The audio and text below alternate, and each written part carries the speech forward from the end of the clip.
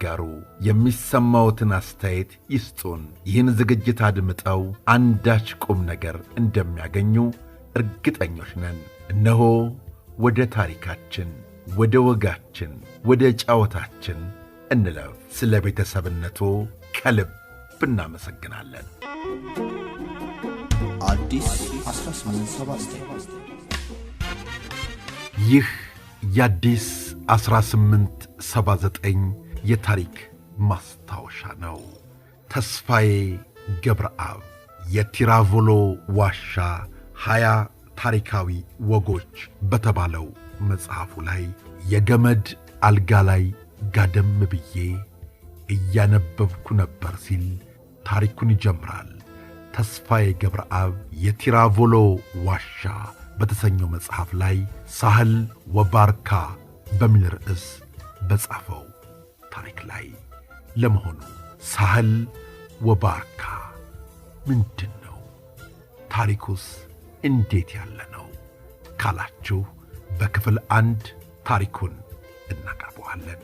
በዚህ ሳህል ወባርካ በተሰኘው ታሪክ ውስጥ እጅግ የሚያስገርሙ፣ የሚያስደንቁ፣ እውነት ይህ ነገር አለ የሚያስብሉ ታሪኮችም የተካተቱበት ስለሆነ እንድታደምጧቸው ጋብዛችኋለን። እነሆ ወደ ታሪኩ። ሳህል ወባርካ ሲል የጻፈውን እንመለከታለን። አብራችሁን ቆዩ። የገመድ አልጋ ላይ ጋደም ብዬ እያነበብኩ ነበር። ማለትም በእግረ መንገድ ወደ ተሰነይ የሚያደርሰኝ መኪና ከመጣ ብዬ በመጠባበቅ ላይ ነበር።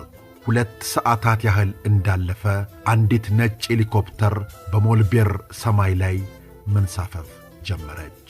ቁልቁል እየወረደች ነበር። የአካባቢው ሰዎች ወደ ሄሊኮፕተሯ ተጠጉ። እኔም አላመነታሁም። እንዲተባበሩኝ ለመጠየቅ ተጠጋው። ሄሊኮፕተሯ ወደ መሬት ስትቃረብ ከባድ አቧራ ተነሳ። ሞዴሏ MI 17 መሆኗን አየው። ከደቂቃዎች በኋላ መሬት ረግጣ ሞተሯ ጠፋ። በመቀጠል የሄሊኮፕተሯ በር ተከፈተ። እናም ብርቱካናማ ዩኒፎርም የለበሰ ቴክኒሻን ብቅ አለ። ቴክኒሻኑን አዲስ 1879 ውድ የአዲስ 1879 ቤተሰቦች ዝግጅታችንን ሰብስክራይብ ያድርጉ፣ ለወዳጅ ዘመዶ